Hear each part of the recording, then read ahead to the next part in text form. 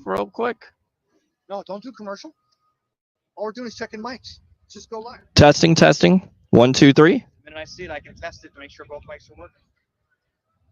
Testing. We're doing a sound check. Yeah, sound check. No, I want to do commercial. 60 yards on play of 19 Okay, here we go.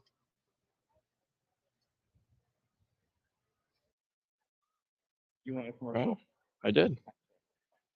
Okay, that's me. Oh, here it is. Here, grab your thing. Mouse. No.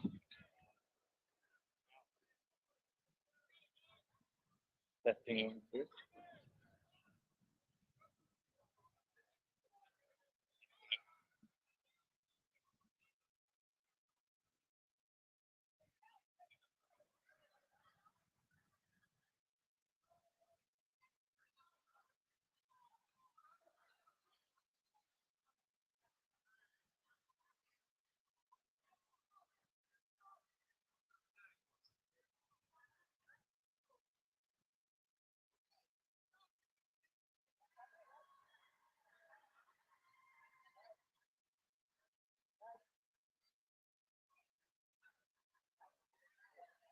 We went till testing. We're still here. Just chill.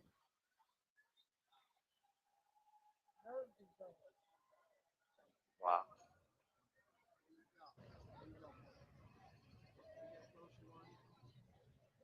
Thank you, brother. Thank you. Rock. Appreciate you, Rock. All right, here we go. I heard you. Yeah. Yeah, we're good.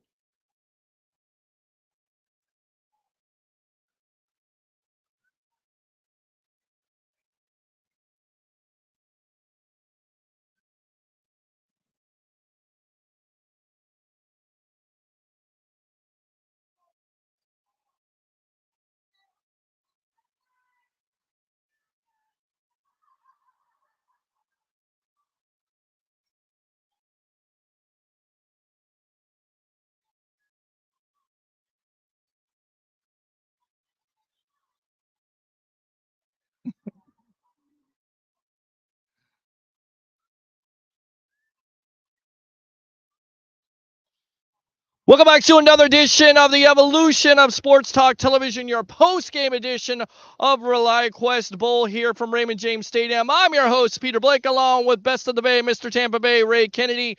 An exciting contest, mostly dominated by the defense, but decided by a field goal at the end. And then, of course, at the end of the day, Miss State gets it done, and they do it for Coach Leach. That was the story coming in, and now that is the story going out. Welcome to the Evolution of Sports Talk Television. Your thoughts on this game? Highly contested game for, Illinois losing 2 starters in the secondary, still had 2 interceptions in this game. Tommy DeVito had an early touchdown. Miss State kept in the game. Will Rogers, not his best game, but able to lead this team down there for the winning touchdown, 80 yards, and then not winning touchdown, but the winning field goal. They get it, and then they get a late touchdown there, and they had a skirmish. I don't know what was going on, but Illinois missed a kind of ugly to end this great bowl game, which, by all accounts, is always close in their history. Announced attendance just over 35,000. Decidedly kind of in favor of the Illini, right? Yeah. Especially over here on the east or west side. Right. But for a game that was pretty much not only mistake-free, but pretty, bland, if you will, for the first 45, maybe 50 minutes, the last 10 minutes there. Yeah, and we said it was going to come down to a field goal game. Leo Haggerty, the great Leo, said, wait till 6 minutes. The media goes down the field, get below the field. He said to me, get below the field goal post right here in the north or south end zone. Yeah. The game winner's coming to you. Prescient words, and it was a beautiful ending to a pretty darn good game that got really hot there at the end. Yeah, MVP of the game, Justin Robinson, with a late touchdown there. They had to review it, but great catch, toe drag swag, if you will. He gets it down there. As I turn down my phone, I'm just trying to make sure that we're on live. Hopefully you turn down your phone, as we're on my page right now. Of course, the Sports Web on YouTube. Doing this remote thing is kind of different once again, and using some some gadgets that we haven't necessarily used, but he gets the MVP. So again, well, not you. You always get the MVP because, of course, you're the co-host today. We miss you, Harry Berg. We miss you, Harry the Greek. We wish you were here. Of course, the first time for Mr. Tampa Bay, Ray Kennedy, getting credentialed. But at the end of the day, again, the story was doing it for Coach Leach. This team has been through so much.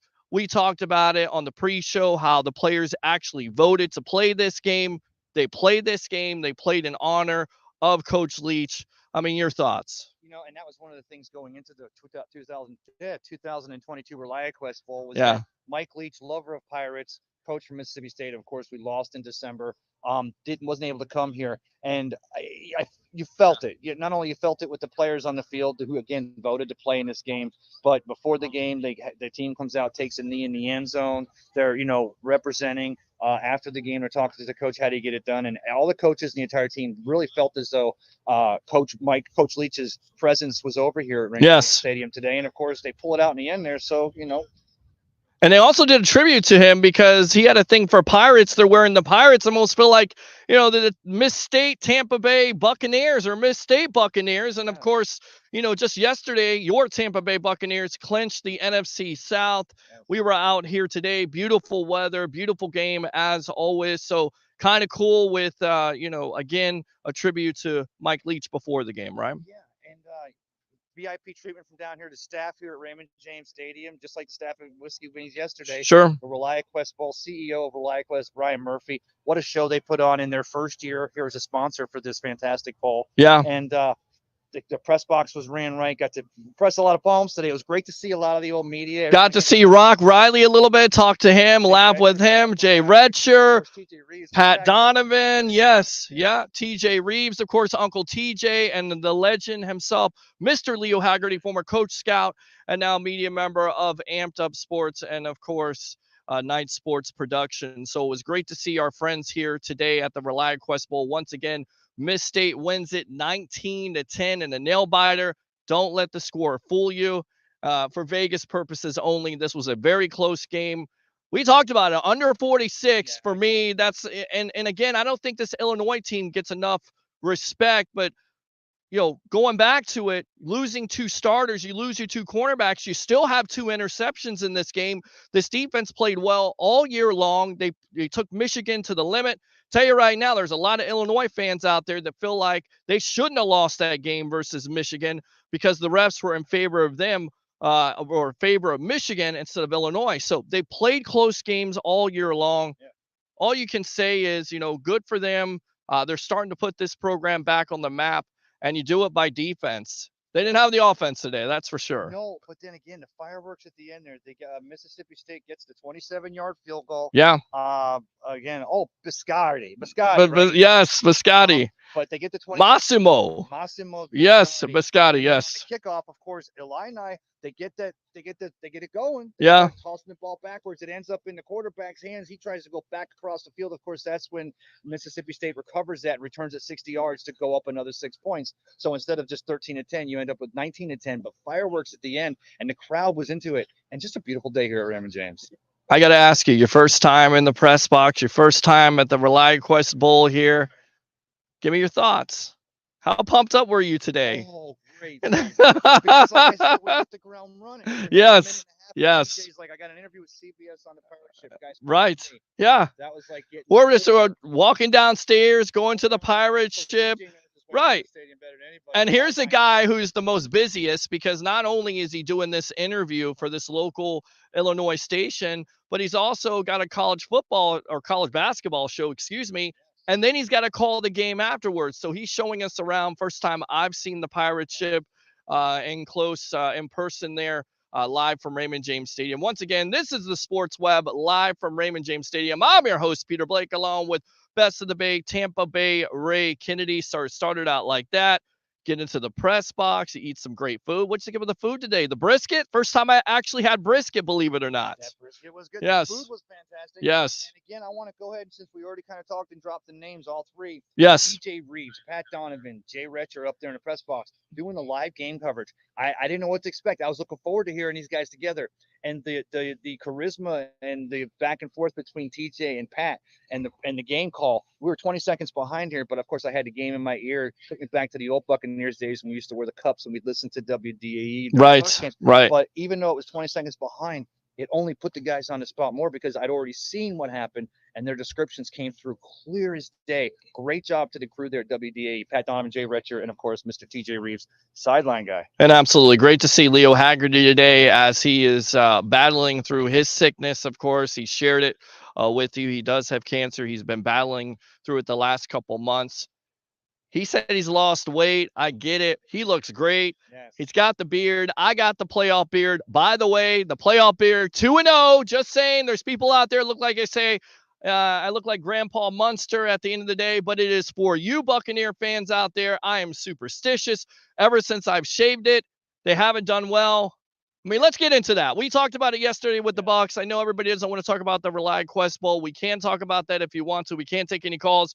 We can get some comments from you here on the Evolution of Sports Talk Television. But going back to it, we kind of missed it yesterday with Jake Carmada making probably the play of the game, because if he doesn't get that kickoff, and that's a highly athletic play by Carmada, to make that play, because if he doesn't, then basically the Panthers have that ball in great shape there, looking for all that momentum to score possibly the touchdown to win the game, because at that point it was 30-24. So could have been disastrous. The Bucs pick up a penalty because he wasn't doing the right thing, but he had to re-punt. But most likely, we really didn't get a chance to focus on that yesterday.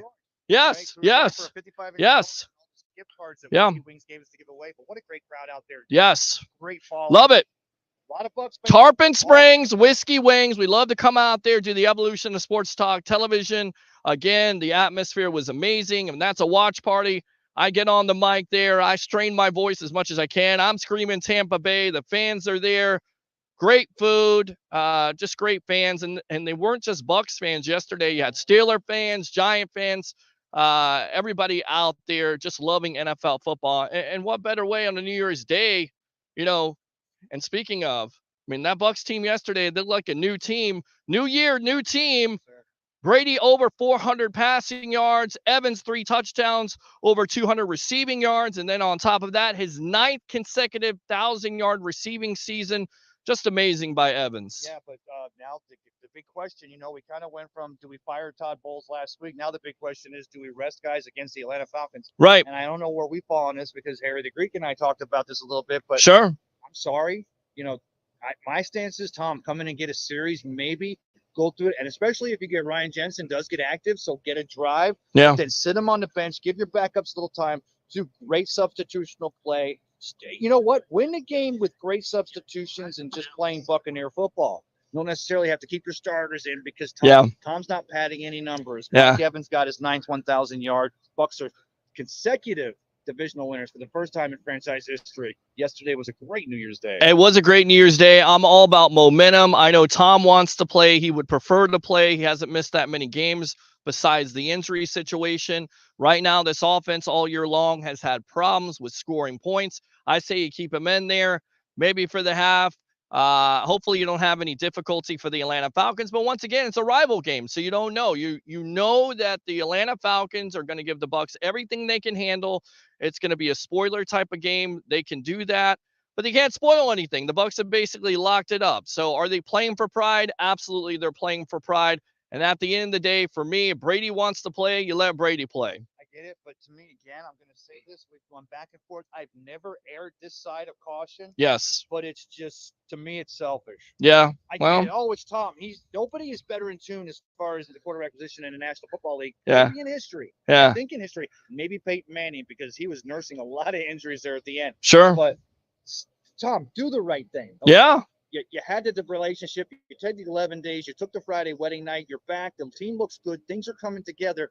Let some other guys get in there and take them out. All of a sudden, now this team went from brisket biscuit to Todd Bowles, the defensive-minded coach, and now we got a quarterback that's all about winning. He wants to get Blaine in there. Maybe I get it. The Panthers aren't a great defense, right? They're not one of the best defenses in the NFL. You're of course missing J.C. Horn at the end of the day, so that's the advantage with having Mike Evans. But we've seen this with the Pittsburgh Steelers. That's the game I point to.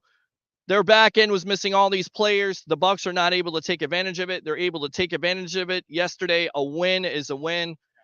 Do we feel good about this offense going forward? That's why I say you got to play Brady as much as you can. You got to play Evans. I get it. You have injury concerns, but at the end of the day, it's now or never. You get this offense tuned up and you're ready for the first round. And it's either going to be the Dallas Cowboys or the Philadelphia Eagles.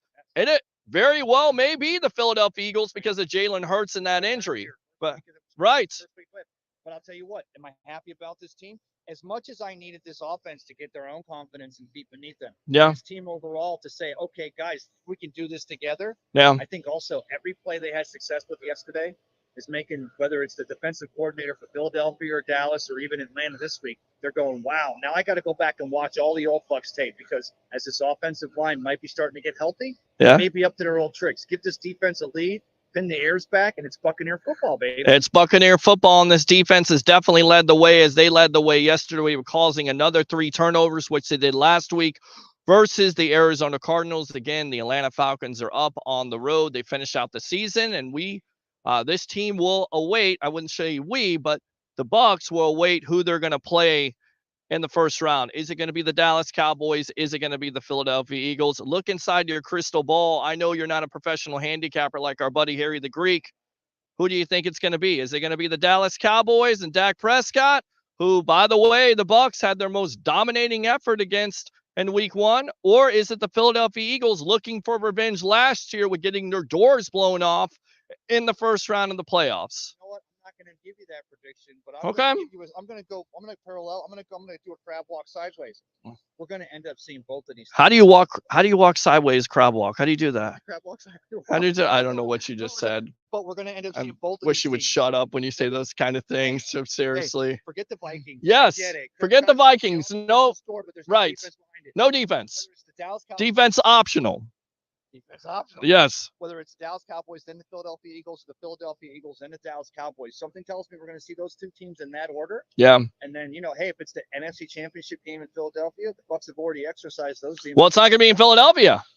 But that's the thing. I mean, if they play in the first round, right. Then if it's the second round or something like that, then yes, you're going to have to play on the road. And look, we've seen this team do it. I don't necessarily think they're the same team for 2020. I don't even think they're the same team from 2021, but you just never know with Tom Brady. Talk about his performance yesterday. Stand up, got the time in the pocket, had a more comfort level, was able, all of a sudden that 46-year-old arm that was all washed. Pretty good, right? Could still throw it. Was dropping biscuits to Mike Evans. Yeah. Over and over again. Yeah. Because those first few plays, Chris Godwin softened him up over the middle, starts opening up the back end. Tom starts dropping biscuits. All of a sudden, it's not Tom's arm is washed up, but this Buccaneers offense is playing gritty. That's it. This offense is playing gritty. The offensive line was able to give Brady the necessary time yesterday. I always talk about it. You give a quarterback 3 to 4 seconds, even 5 seconds to throw the ball, especially Tom Brady is able to scan the field, go through his progressions, and he found Evans a lot yesterday. Talk about Mike Evans. I mean, just an amazing career. 9 consecutive 1,000-yard receiving seasons.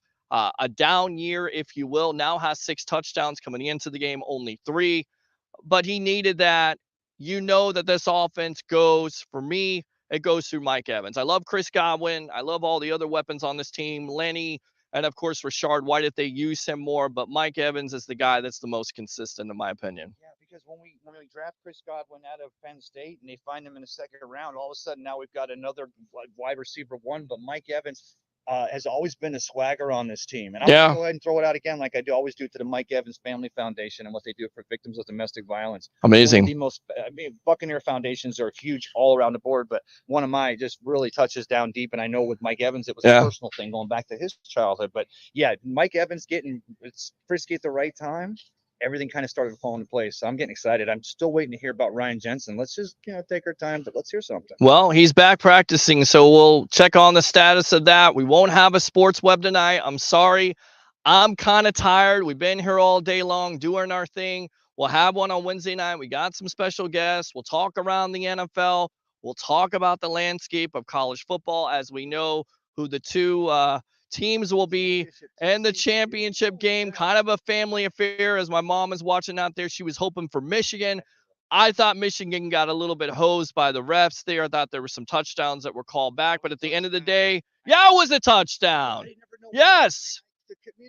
Do you even know what a touchdown is anymore? I'm like, don't they let the colleges have Right.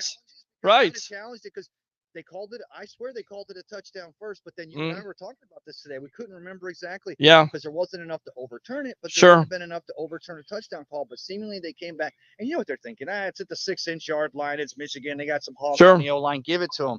And then that silly handoff on that next play, a fumble into the end zone. And not only does TCU recover, but didn't get touchback. It's out to the 20-yard line. Crazy turn of events. And that's the key to the game, because for the full season, the Michigan Wolverines only turned over the ball 7 total times in this game. 3 times people talked about the matchup, how Michigan should run all over them, how they weren't physical enough. So, hats off to TCU doing the necessary things, getting those turnovers, causing them. And offensively, they were able to score points because, again, defense was optional in this game. And then you look at the other matchup. You have Georgia and Ohio State. Ohio State has a 21-7 lead. A lot of people saying, SEC's going down. Not so fast, my friend. Georgia comes back. They win 42-41. Georgia versus TCU on Monday night. Who do you like? It's early, but I'm going to ask you now. I'll probably ask you on Wednesday night if you want to come on. Georgia, TCU. With that TCU 3-5-3 defense and the way they switch things up, it does give enough that we could probably give Bennett a little bit of a Stetson Bennett, of course, quarterback for the Georgia Bulldogs. Give him enough of a hard time making those reads. That's where the offense runs through his arm. Yeah. But I'm going to transition because I know you asked me a question, but let's go back to Michigan. Sure. The Athletic reporting today comes out with the fact that, someone within the Michigan organization says probably definitive that if Coach Jim Harbaugh gets approached by an NFL team, of course, he cannot approach an NFL team without informing the ADs at Michigan State. But without a doubt, they think that he will jump to the NFL. And of course, his old stomping grounds, Indianapolis, they're without a doubt probably going to be looking for a coach. Book it. It's going to be the Indianapolis Colts. The relationship he has with Jim Irsay, Captain Comeback, is going to come back there. It's sad to say because he's done so many great things with Michigan, and you want to win a national championship, and you were that close to doing it this year, but you're not good enough. And at the end of the day, I think Jim Harbaugh still has, as we got a mower back in the background there. So we probably, we have to probably get off here a little bit. Hopefully you guys can still hear us here on the, it does. I'm loving this. Mike Evans caught that deep pass yesterday. Yes. The Bucs took the lead. Yes. Bruce Arians went up there in the Ring of Honor just above the pirate ship to the right there. Beautiful. In the northeast end. Right. Great day out there. Football. And going back to Jim Harbaugh, I still think he has that itch to coach an NFL team. Highly successful with the San Francisco 49ers. Done a tremendous job with Michigan. I think the thing was he's never been able to get the quarterback play. They thought they had that with McCarthy. He's a talented prospect. Not a great game a couple of days ago on New Year's Eve. But for me, that's been his biggest downfall in college football. He's never been able to find that consistent quarterback play, that quarterback to take him over the top. He's been able to get a team to the Super Bowl, of course, Colin Kaepernick and the San Francisco 49ers. Yes. I think he's a great candidate. I wanted the Bucs to hire him just a couple years ago. There was a report out there. Don't know how valid it was. Talked to people in the know. Wasn't very valid. But to me, he's a take charge coach. He's going to be able to turn it around. I thought the Chicago Bears should have hired him last year. They didn't. I think the Indianapolis Colts will hire him. Speaking of what you hear and things you hear don't come true, I'm yes. not going to divulge anything I heard today. I've been sworn to secrecy, but man, some of the things you hear up in the press box with all the see, that's your welcome to the club, my friend. You're a made man. Yes. I'm your host, Peter Blake, along with Tampa Bay Ray Kennedy, best of the Bay. This is the Sports Web, the evolution of sports talk television, live from Raymond James Stadium after Miss State takes care of business over the Fighting Illini, 19-10 for Coach Mike Leach. What else is on your mind today? Because I know you wanted to do a quick pop-up show. We got the opportunity. There's no time limit. We're probably going to miss the post conference. That's okay, though. We never really get this opportunity to do something like this out on remote. This is what we work on 2023 to do with the Sports Web. So you asked me about today's game. Talking about Jim Harbaugh, why would he leave Michigan with name, image, and likeness and the way the college landscape is changing? Correct. Even with an expanded playoff. Correct. Playoffs? Did you say playoffs? But today out here with the Illini marching band and the Mississippi State over here and all the cheerleaders and the dancers and you know the things you miss so much. We used to have the Buccaneer band there in the Northwest end zone. Remember back in the day, but still have a great time out here with the Bucs games. But talk about the changing landscape and why bowl games, how can they remain relevant? Sure. Turns out you just got to come out and experience it.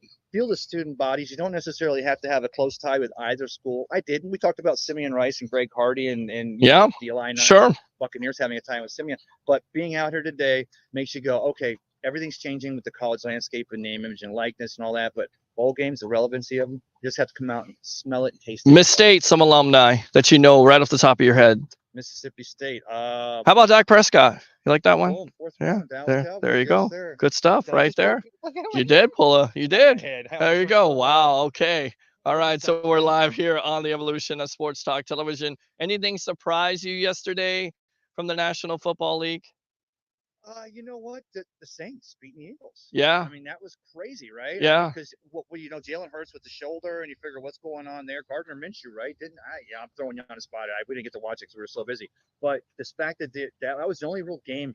Buccaneers didn't surprise me because as Andrew Davis had dropped down, yeah, the Panthers went from second in the first quarter to 31st in the league in the fourth quarter in scoring defense. And the Buccaneers, they were already starting to roll by then. They still needed a break or two. Sure. They're not the cardiac kids, but they haven't yet got to where 2020, where you marched in and did take care of business. But promising things in the future. Absolutely. And talking to the legend today, Mr. Leo Haggerty, he said it best. The Red Rifle started out 13 for 13. Of course, the Eagles missing their two corners there and also missing Lane Johnson, which is no, Dalton's for the Saints. That's who beat Philadelphia yesterday. That'd be Andy Dalton. Oh, with the Saints. Yes. It's been a long day, right? Has it? We have been on our feet. I tell you right now, I'm definitely feeling my age today. So give me some final thoughts here on the Evolution of Sports Talk Television. Once again, post-game edition at the ReliaQuest Bowl from Raymond James Stadium.